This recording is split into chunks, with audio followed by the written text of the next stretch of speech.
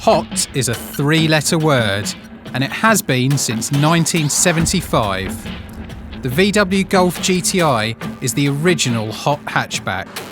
It's now into its 7th generation, but it's refusing to grow old gracefully.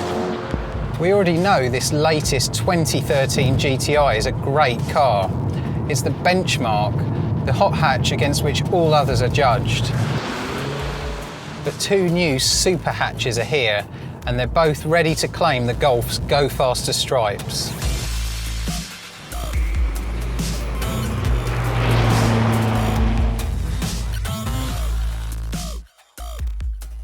And they don't come much hotter than this.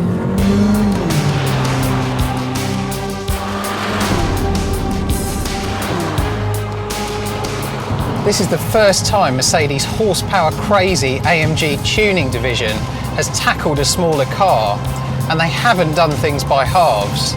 With 355 brake horsepower and four-wheel drive, the A45 is savagely quick. From rest, it hits 62 miles an hour in just 4.6 seconds, 2 seconds faster than the Golf.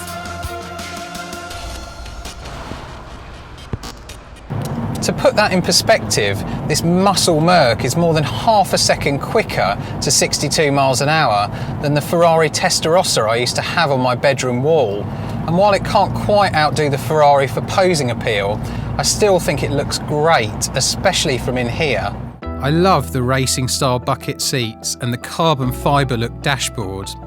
The Golf feels better built, but even with its retro tartan trim, it's a bit sensible and staid by comparison. And you could never accuse a car that sounds like this of being sensible. It may have 5 doors and a practical hatchback boot, but the AMG also costs nearly £38,000. Yes, you heard that right, £38,000. That's £12,000 more than a basic Golf GTI. And with all the options fitted, this particular car is, wait for it, £51,000. That's serious money, and I do wonder if this car is exciting enough.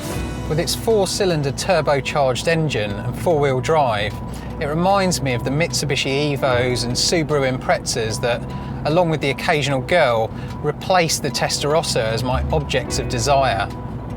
That's partly down to the dual-clutch auto gearbox, which can be slow to react, and the steering, which isn't the last word in feedback. Click the link for our Mercedes A-Class full review. So while it's incredibly quick, the AMG is also a bit one-dimensional. It's like this car, the Golf GTI, turned up to 11, and that's no bad thing. But the BMW is quite a different story. Meet the BMW M135i, the only car in our trio that can do this.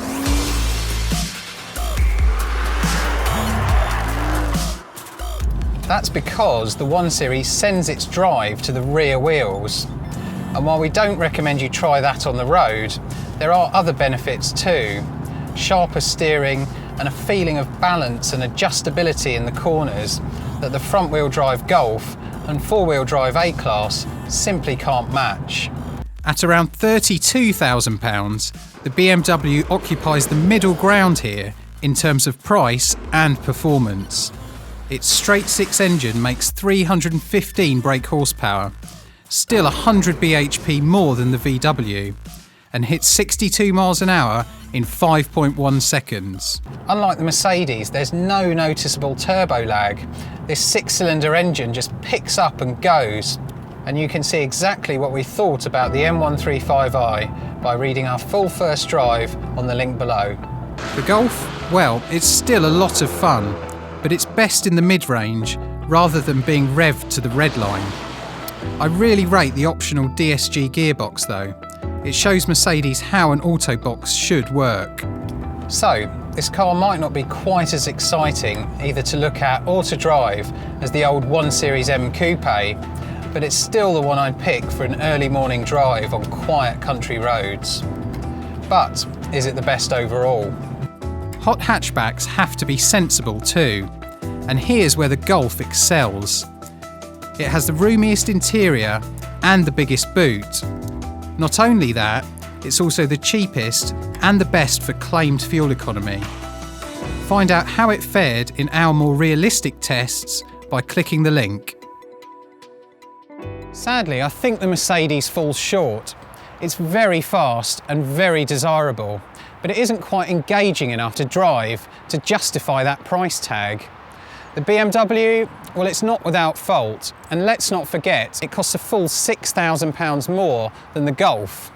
But where the Golf does what it says on the tin, the BMW feels genuinely special. Middle ground definitely doesn't mean middle of the road.